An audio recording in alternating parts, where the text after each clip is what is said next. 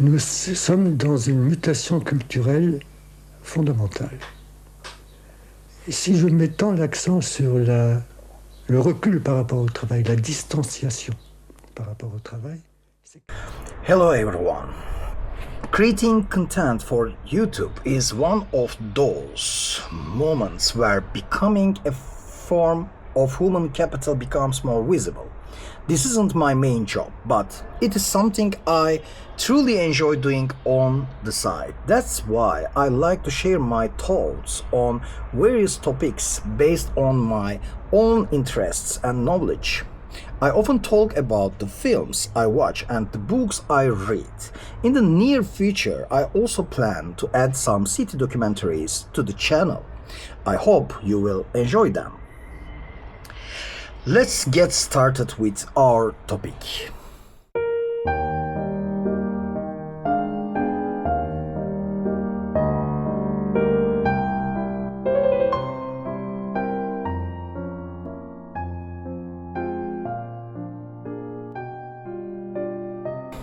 Since the time of Adam Smith, labor has been regarded as the source of value. The multiplication of product units by units of time has been seen as the measure of material production. In the traditional labor process, this naturally results in a tangible product. Section 5, give it a limit.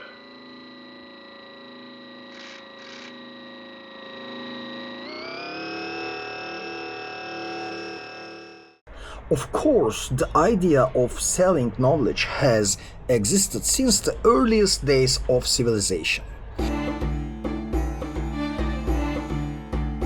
In pre-Islamic Arabia, poets would recite elegies for the deceased and be paid for their work.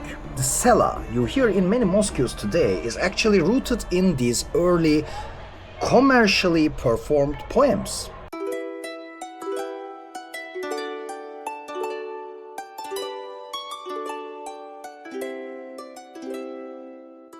Similarly, in medieval Europe, jongleurs would perform music at weddings, selling in immaterial product, music to the village.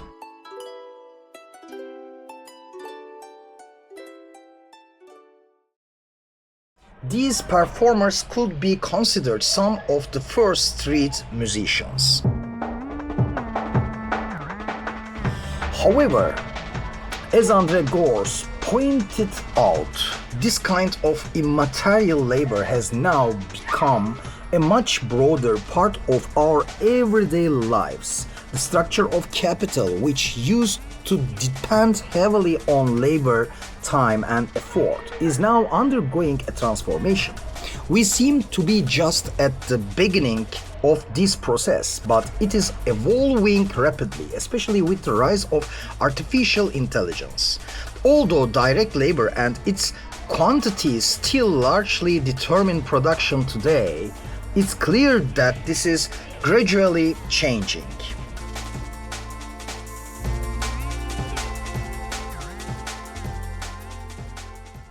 Every product we see around us represents a concentration of capital.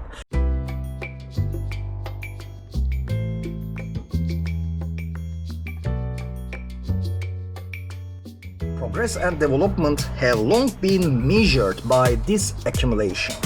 Everything new is seen as inherently positive.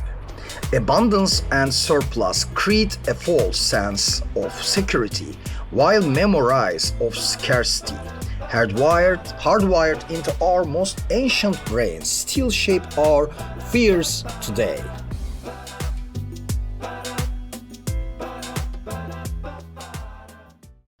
The production of goods by machines and later by information systems has shifted work towards managing information flows.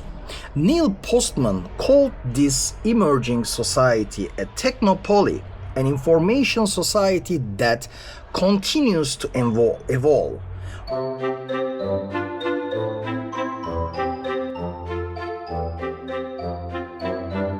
Of course, capitalist exploitation still targets human beings. Humans remain at the core of production, but this share is steadily shrinking. The nature of human labor is increasingly merging into the flows of information, shaping and regulating them in new ways. Thanks to technological and scientific advancements, the amount of human energy spent in production has been decreasing.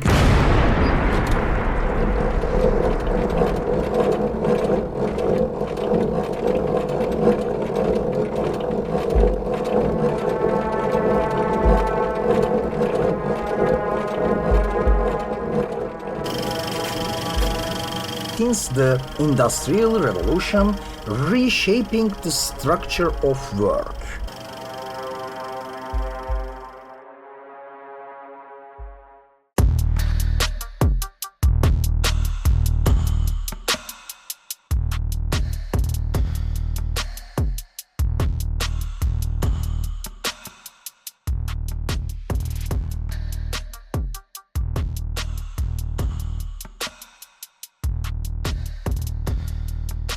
Worker performance, for instance, has redefined rest and leisure time. The concept of motivation has become a crucial topic in workforce management.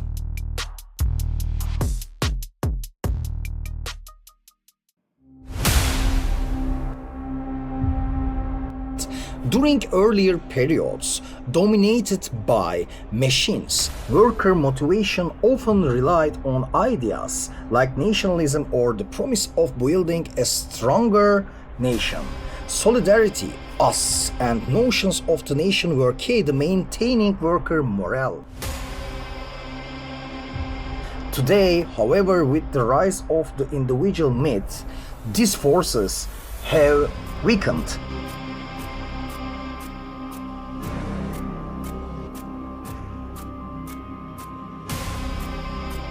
Postfordist production models now require workers who are more autonomous, able to take initiative and flexible in adapting to diverse forms of production.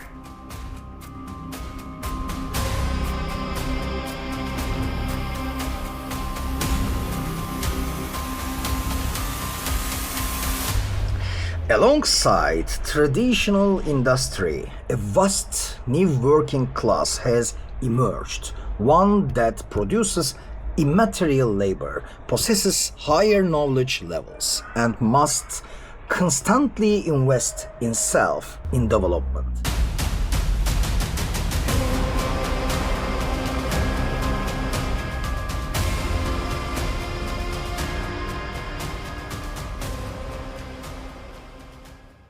Yet they share a core characteristic with all workers. They have nothing to sell but their labor.